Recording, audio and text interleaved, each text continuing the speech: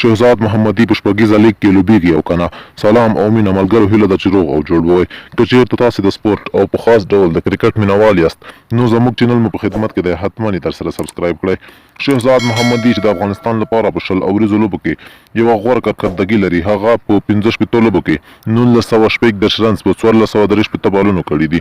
ایوریج یې 1.30 دی، سټرایک ریټ 134 دی، همدارنګه لوړ سکور یې په 20 اوریزو لوبو کې 118 دی. 18 نیمه سلیزې او یوه سلیزه په خپل بیټینګ کې لري، همدارنګه 218 څلوریزې او 2 شپږیزې یې په خپل بیټینګ کې شاملې دي. همدارنګه شهزاد محمدي د کیپینګ په برخه کې 26 کیچونه او 28 سټمپونه هم کړي دي. همدارنګه شهزاد 3 ځل نټ اوټ د بیټینګ په برخه کې پاتې شوی دی. سوال دلته دی چې آیا شهزاد محمدي په شپږیزه لیګ کې ولوبیږي او کنه.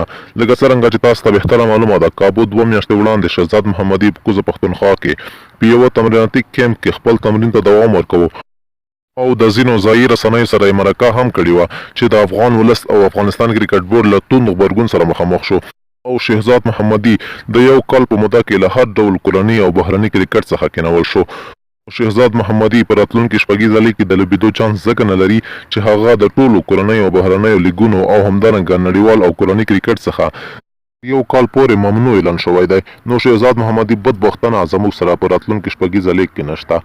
ملګرو، له تاسو څخه ډېره زیاته مننه چې ویډیو مو سره تر پایه وکته. که تاسو د سپورت او په خاص ډول د کرکټ مینوال یاست نو موږ تاسو ته د کرکټ له میدانه هر ډول تازه معلومات چمتو کوو. هیله ده در سره سبسکرایب یې کړئ.